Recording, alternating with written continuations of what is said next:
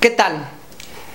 Esta dinámica que hemos tenido, esta carrera loca por implementar el sistema acusatorio en nuestro país, no ha dejado espacio para que los investigadores, los capacitadores, ¿sí?, los docentes, tomemos un respiro para poder platicar de temas tan interesantes como el que les presento hoy.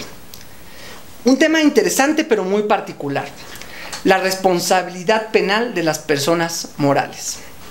Sí, ustedes recordarán su primera clase de penal, en donde seguramente su profesor hizo énfasis en que las personas morales no delinquen, que las empresas no delinquen, las sociedades no cometen delitos, que en todo caso el que comete delito es aquel ser en lo individual que las conforma, o aquel grupo de personas que conforman esa sociedad.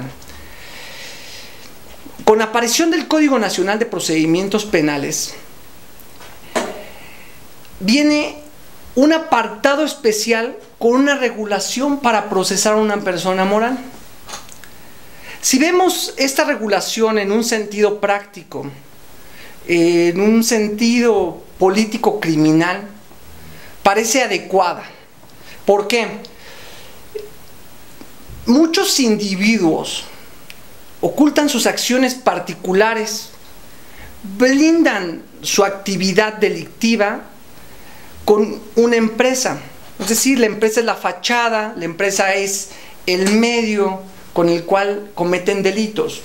Y lo hacen por dos razones: una, para protegerse en lo individual, o la otra puede ser para proteger sus bienes. Entonces, el legislador, preocupado por evitar la impunidad que lamentablemente azota a nuestro país, trata de expandir este rango de punición a personas morales, a personas jurídicas. De ahí a que se vea loable el esfuerzo del legislador por llegar a esos puntos. El problema se presenta cuando tratamos de compaginarlo con el aspecto teórico. Si ustedes van a sus partes generales de cada código penal estatal, del Código Penal Federal, verán que tiene todo un sistema de técnicas, de teoría como tal, en la que está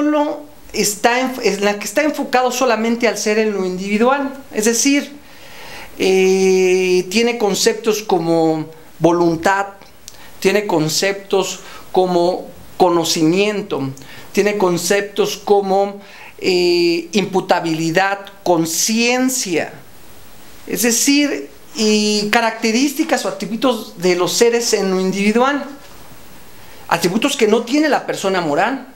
Por lo tanto, es complicado, o quizás pueda ser hasta un reto imposible, compaginar la teoría del delito actual, ¿sí?, con la responsabilidad penal de las personas morales. Por eso el legislador escogió un sistema vicarial, lo que se conoce como la responsabilidad vicaria o la heterorresponsabilidad, que implica que una persona moral solo va a ser procesada si al mismo tiempo se están procesando a seres en lo individual.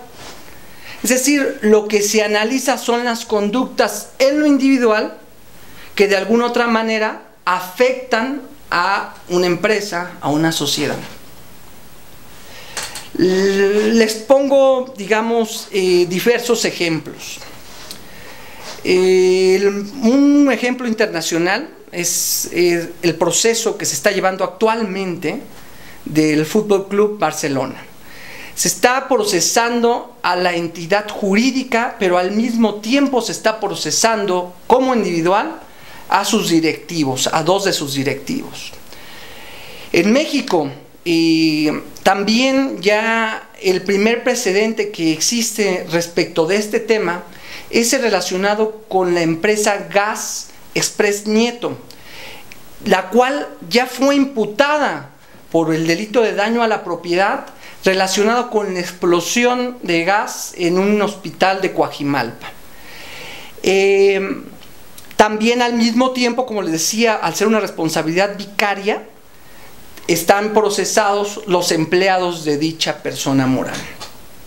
Como lo pueden ver, se requiere procesar a seres en lo individual para procesar a una persona moral.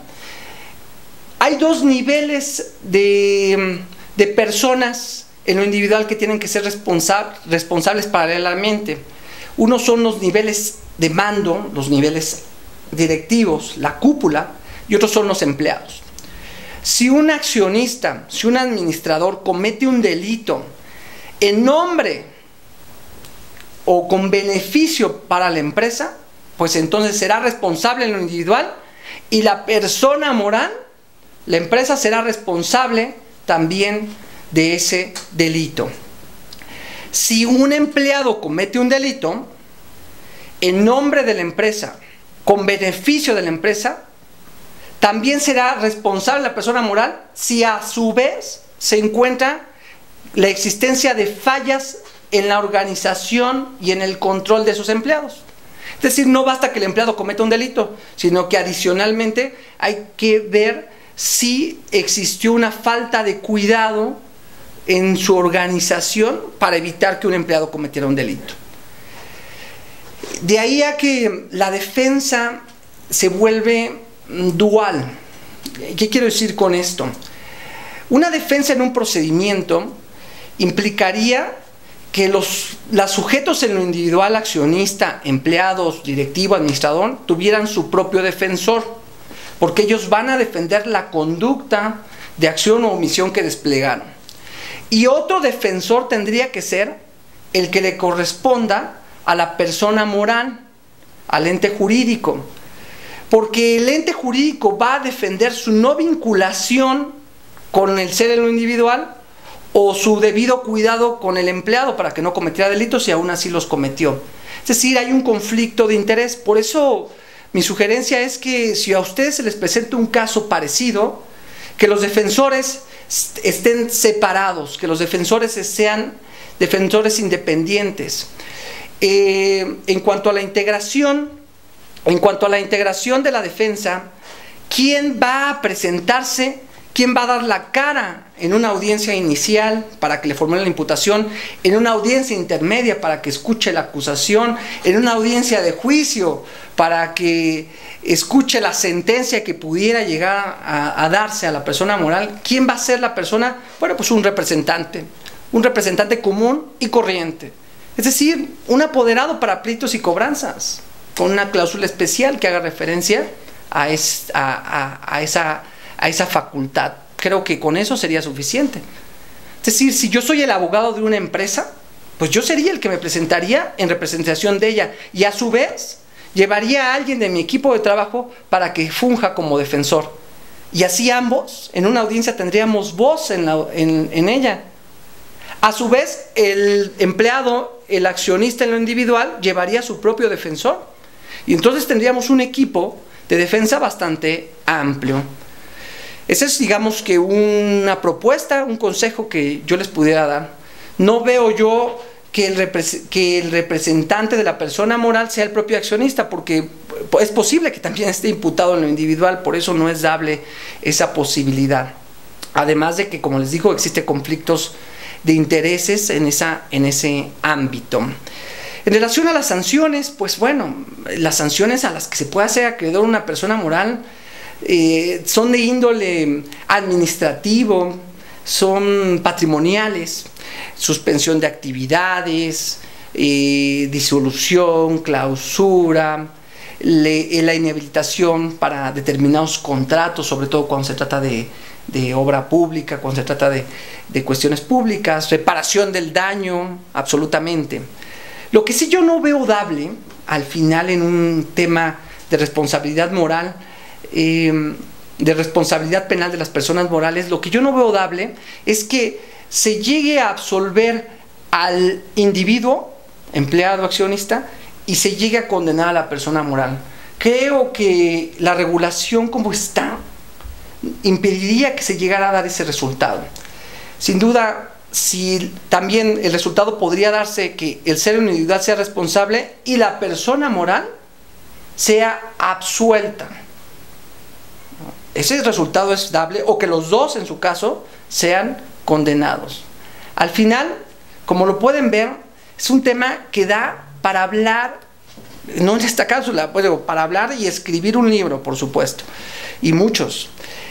Espero que les haya gustado, que puedan participar, que puedan comentar. Me dio un gusto saludarles.